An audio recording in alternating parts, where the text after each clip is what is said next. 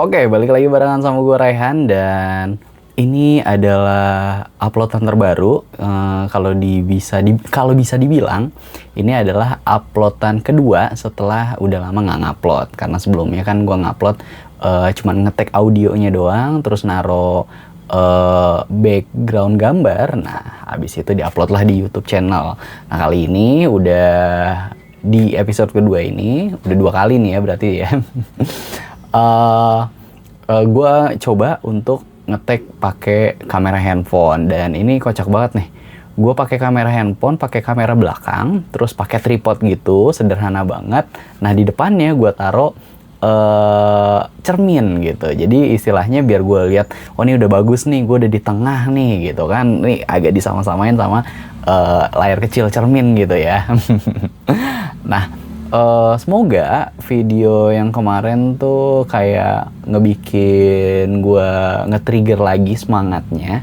Karena gue ini lagi coba ikutan YouTube Partner Program, dimana hashtagnya adalah YTS Creator Incubation. Nah, itu adalah program dari YouTube Indonesia yang ngebantu lah kreator-kreator kayak gue gini yang kecil yang pengen gak sih dapat income dari digital gitu kan. Karena gue ngeliat temen gue ada yang ternyata bisa dapat income dari nge-YouTube, entah dari AdSense atau dari fan funding gitu kan, kayak super thanks atau dari membership, ada juga dari affiliate. Jadi naro barang yang lo kalau mau beli ini lo bisa klik di deskripsi di bawah. Nah kan kayak gitu ya, itu seru sih. Cuman kalau gue yang biasa yang biasa ngomongin tentang kehidupan sehari-hari, apa yang gue rasain aja, atau gue suka ngomongin bola, kira-kira apa ya yang bisa gue sematkan gitu ya di situ ya, bisa gue taruh di deskripsi.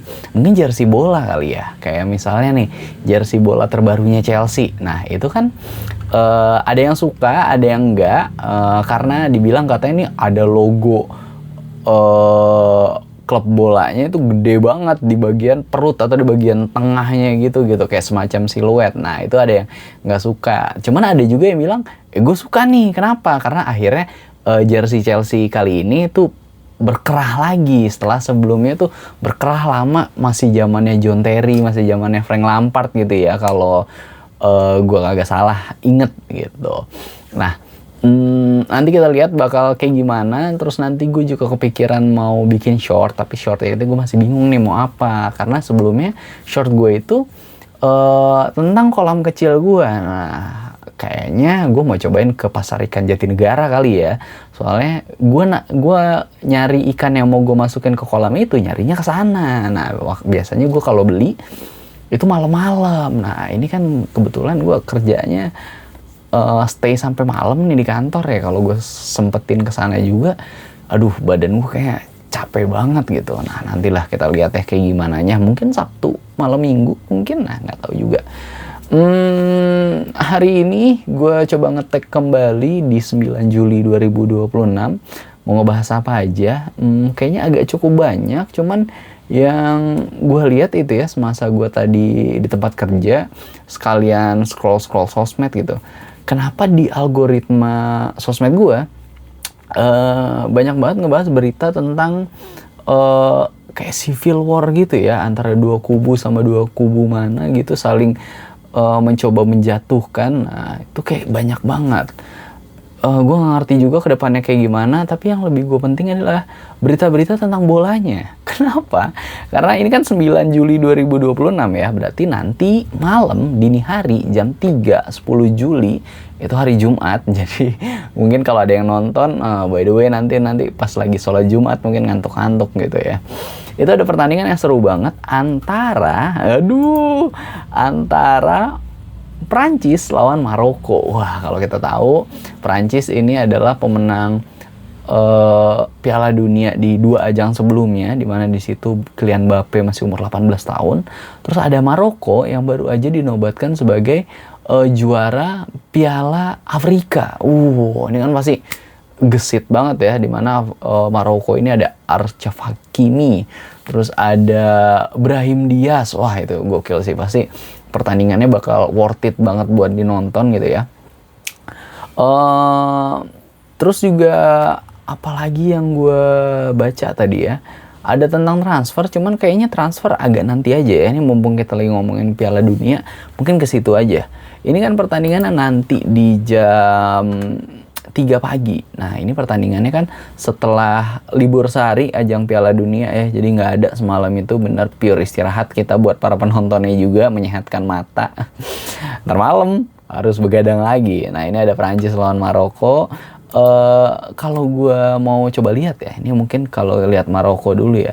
Dari susunan line up pemainnya, ini mungkin Maroko bakal menurunkan line up yang hampir sama ketika dia lawan Belanda, karena itu kan lawan yang susah kan.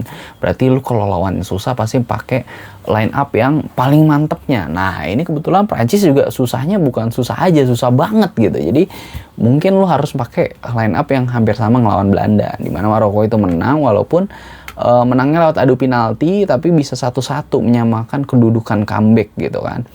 Nah, yang kita lihat bintang world class-nya siapa aja gitu, pemain bintangnya. Achraf Hakimi kalau kita tahu ya, sebagai bek kanan yang biasanya maju ke depan, aggression ke depan gitu ya, sebagai wingback dengan natural fitness yang bagus juga gitu, strength banget. Terus juga ada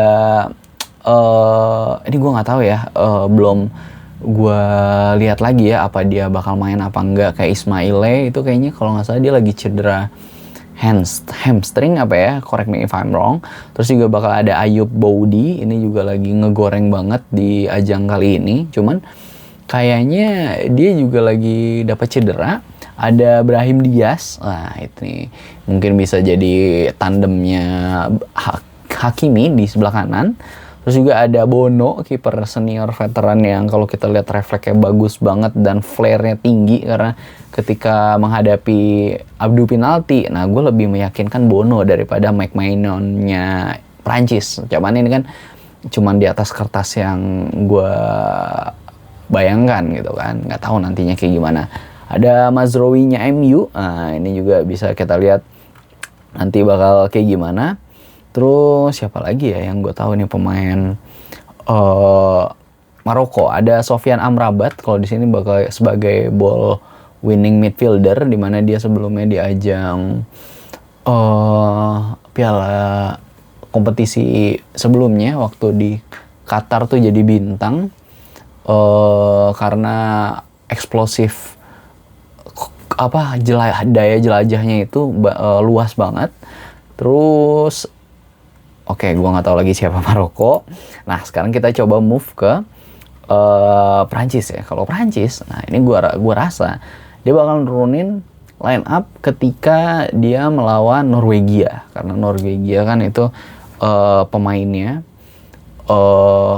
agak lebih kompetitif daripada lawan-lawan sebelumnya. Kalau sebelumnya kan dia lawan Irak, Swedia gitu. Tapi ke Swedia juga agak susah sih. Nah, kalau Norwegia, kenapa gue bilang bakal line up-nya mirip Norwegia? Kalau kita tahu kan Norwegia nih starting line up-nya bodinya strength-nya tinggi-tinggi gitu kan, gede-gede dan kompetitif banget untuk main bodinya gitu kan. Nah, ini mungkin hampir sama Maroko gitu kan. Cuman nggak tahu nanti bakalan kayak gimana ya. Nah, seperti biasa di attackernya Prancis pasti bakal ada Kylian Mbappe, ada Ousmane Dembele, ada Olise yang kayaknya bakal jadi top assist di ajang kali ini ya. Terus nggak tahu nih bakal nurunin Doué atau Barcola. Ini tergantung pilihan Didier Deschamps ya. Cuman biasanya Deschamps itu pasti ngasih formasi Kylian Mbappe tuh jadi ujung tombaknya gitu, jadi central strikernya. Sedangkan kalau gua ngerasa ya, kayaknya harus coba taktik baru nih kalau ngelawan Norwegia, dimana cobain deh pakai taktiknya Luis Enrique di PSG. Jadi bener-bener pressing gitu ya. Jadi yang dipakai di depan tuh bukan Kylian Mbappe, tapi dipakainya adalah Ousmane Dembele, di mana pressing Ousmane Dembele ini sangat intensitasnya tinggi banget gitu, frekuensinya tinggi banget dia kan. Jadi Ousmane Dembele di depan, di kirinya taruhlah Kylian Mbappe seperti Piala Dunia seperti kompetisi berikutnya gitu kan. Olise di kanan. Nah, di belakangnya nih mungkin bisa ditaruh Ryan Cherky, atau kalau mau ditaruh Barcola atau Doué juga boleh. Cuman kalau gue lihat sih harus naruh Dembele itu di depan sebagai monster pressing gitu. Jadi pressing benar-benar dari lini paling depan. Nah, ya udah sisanya pasti Maignan kipernya. Di kanannya ada Jules Koundé. Nah, ini benar banget nih. Koundé itu staminanya tinggi banget. Jadi intensitas dia buat kelelahan tuh kayak minim banget gitu. Walaupun nanti pasti diganti kan.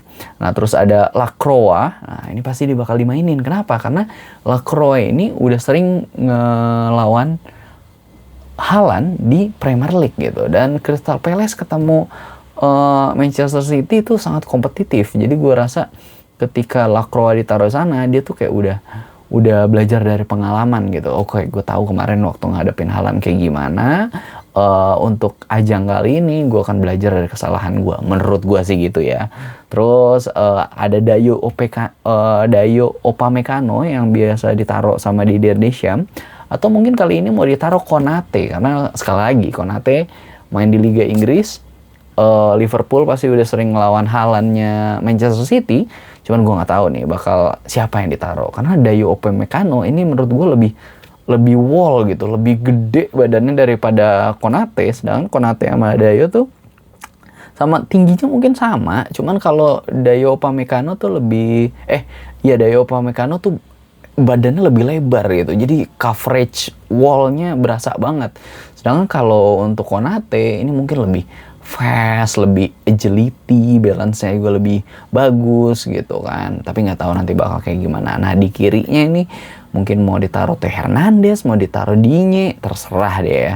Tengahnya juga kayak biasa ada Tchouaméni, cuman nggak tahu nih. Terakhir tuh Tchouaméni sempat ngerasain ada cedera, cuman nggak tahu nantinya kayak gimana gitu ya. Karena untuk di ajang kali ini sebagai ball winning midfielder dari semua negara, yang paling sukses atau ratingnya paling tinggi sebagai ball winning midfielder itu menurut gue adalah Tchouaméni. Kenapa? Karena intercept-nya paling banyak daripada yang lain. Intercept sukses ya.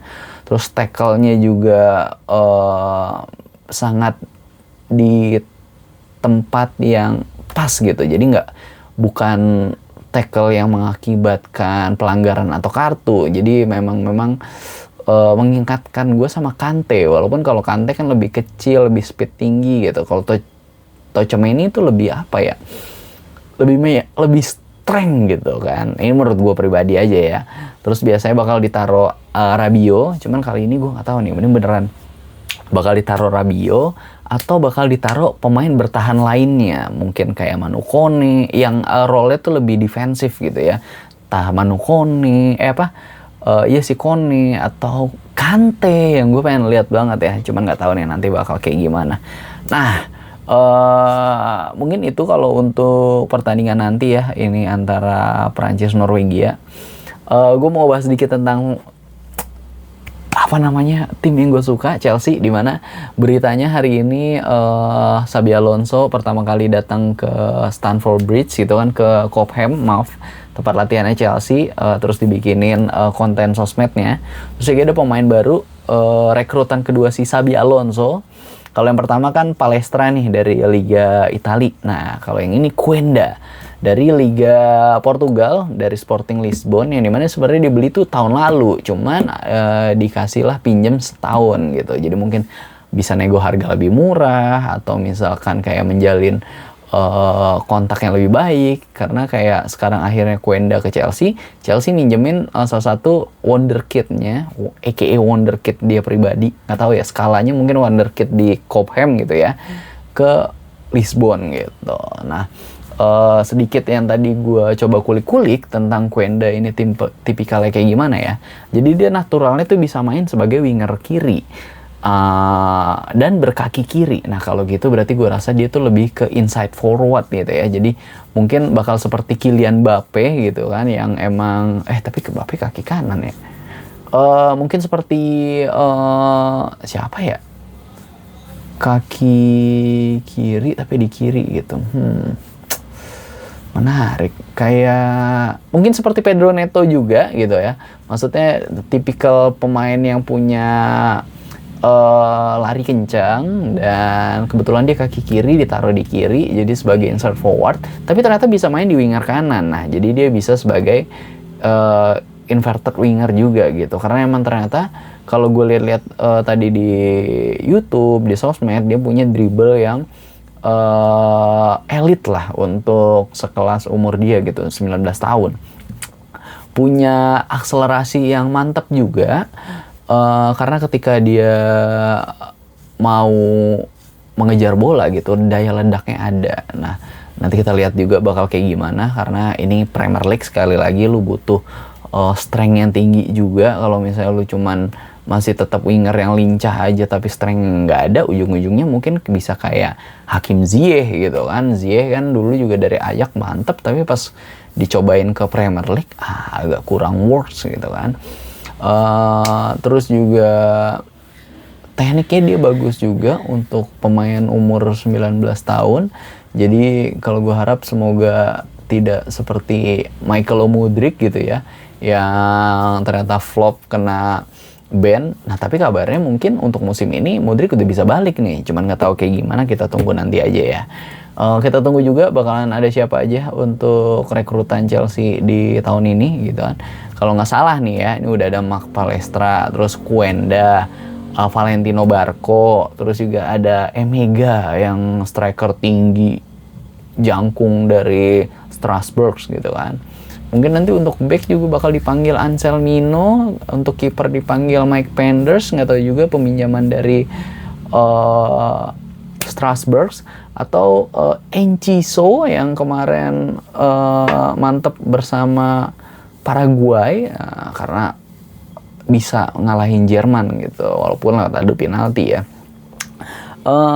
Oke. Mungkin segitu dulu untuk video kali ini. Thank you teman-teman yang udah nontonin sampai akhir, dan mari berdoa bersama. Semoga gue juga tetap semangat dengan challenge 14 hari konsisten dari YouTube Partner Program #YTS Creator Incubation. Nah, YTS ini kan YouTube Studio ya. Oke deh, segitu dulu video kali ini. Thank you buat teman-teman yang udah nontonin sampai sekarang. Have a nice day everyone. God bless you all.